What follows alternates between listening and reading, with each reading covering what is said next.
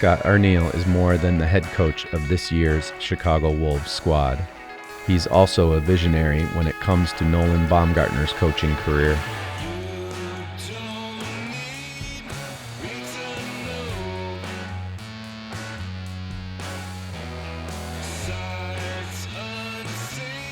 Scott filled me in on a lot of what was going to happen throughout the year, and everything he told me at the start of the year has been happening. Have you the guys coming to me about certain things? You know, he's the head coach, and sometimes the bad cop, and sometimes I got to be the good cop, and he told me that right at the start. So there's those things that happen. You know, he mentioned about the meetings at the start of the year. You could start doing that. That all happened. It's kind of everything that he said is happening. So I guess I got to believe him now. Tried to not put him in situations where he's got to go head-to-head against one of his old teammates and be the bad guy. I mean, that's what Mike and I are for. And but you know what, he's been great at how he delivers a message. You know, how he uses you know, his experiences of the past as a player. He's been very good that way, and really been a good liaison between the players and myself. And the other side, you know, he's in practice, drawing up practices or what we need to work on, whether it's video, and you know, really notice that he's taken a keen interest in that. And whether it's showing guys their shifts from the night before, he's real eager. He's here early in the morning and gets his work done, and that's what you like to see.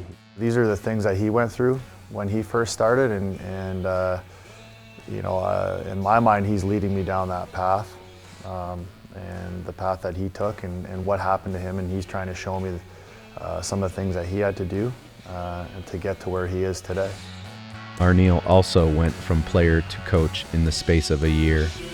He knew when he went from a player into coaching, he had the force, and it was hard because he was trying to tell his teammates from the previous year, his line mates from the previous year, what to do. And that's the reason Mike Foligno's handling the D and Nolan Baumgartner's handling the forwards, because his D partner, he can't be telling his D partner what to do from last year. So there's that separation that's needed as a coach, you know, to player. And that's why Nolan's not running the D, because of the fact that it's basically guys he hung around with the previous year, or he was on the ice together with the previous year, and now who are you to tell me what to do? You know, not that the guys would have that attitude, but at the same time, there is a separation, and Scotty Arniel realized that happened to him because he was put in the forward position, and he was trying to tell his, you know, his former teammates, and not that long removed, you know, within months removed from being a player and a teammate in the dressing room, and all the same banter, and all of a sudden you got a lot to say for a guy that just stopped playing. So the transition thing was, I think, was very smart by Scotty Arniel. It's a hard thing. I did it myself. I played one year and coached the next year with the same players I had just played with, and I know what he was going through, and I know what how hard it can be. You've been playing the game all your life, and you've studied it, so you know that, you know, I wouldn't say that I know how to play forward. If I had to go out there and play it, it is a difficult position to play. But, you know, having watched it and studied it, you know where you should be on the ice and shouldn't be. You know, for the guys, the forwards, to see me at that end of the bench was a little bit different for them also. But a lot of the times it's Scott telling me to go down and tell somebody. I mean, he's really concentrating on the line changes and everything else that's going on in the game. But if he sees something, it's usually him telling me to go down and you know, tell the guy maybe to, you know, whatever he saw there, just to forecheck differently or something like that. And I think the guys at first thought I might have been out of my mind because I was a D-man, but they've realized that it's Scott telling me, or there is times when I see something and I can say it to them, and now they you know, they listen. It's not like they weren't listening before, but I think it was a little bit different for them. Well, first off, you know, it's obviously easy for Bomber to step in because he knew the guys last year, you know, so he can come. It's easier for him to come to us and tell us what we need to do or what we're doing wrong. He's a smart player. You know, he's played 1,000 games professionally, so you know whatever he tells you, he's right. And you know, yeah, it is kind of weird, you know, not having him. Last year he was a great buddy of mine, a great buddy of ours. He's our captain. And, you know, seeing him in the coaching room is weird. It was very weird at first, but you know, we're happy to have him because he knows so much about the game and he's so smart. And even though he wasn't a forward, he's working with us, he knows exactly what he's talking about, and that just comes with the type of player he was and how smart he was on the ice. You know what, I grew up playing the game. I love the game of hockey, And I don't know, I couldn't imagine myself doing anything else. I didn't know if I was going to really like coaching going into it. You know, I love it. I think it's, I love the side of, I love all the video you got to do. Well, sometimes it gets a little much.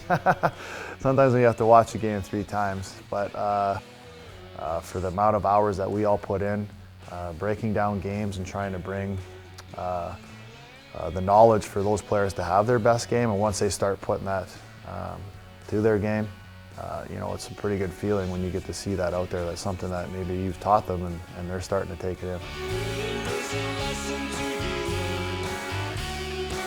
Nolan's enthusiasm for the job hasn't gone unnoticed or unrewarded.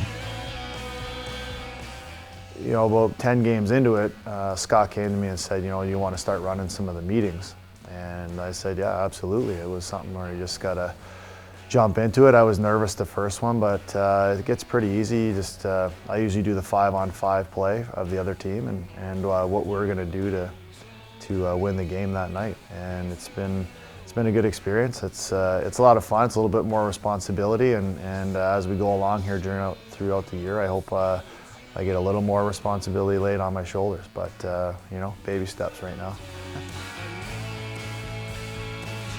I think his transition into coaching has been flawless. I think he's grasped the video part of it. You know, the separation. Even though you still have a relationship with the players and talking and everything like this, which I think assistant coaches have, but there still is that separation, that coach and player. There still is a separation at the same time, and I think he's done that great. And you know, my coaching staff, I think they're all the perfect fit for each other. I don't have any regrets, but I think I got about 10 games in and I started getting the itch to go out again and play. You know, I've said before, that's going to be the biggest difference this year, that I just can't go out on the ice and try to make a difference. I have to find other ways now to do that, and that's being behind the bench and, you know, like we talked about before, the video or pregame skates or practices, maybe extra things I can do with the guys that to show them for next game. If I saw something in the game that we can work on in practice that will help them get out of situations in a game, that's what I have to do now. I just can't go out on the ice and play in the game and show them there. I have to do it in practices. So I guess that was that's one of the biggest things for me. But I have no regrets on making the decision to be on the coaching side. I love it. You know, it's been great and I'm enjoying it.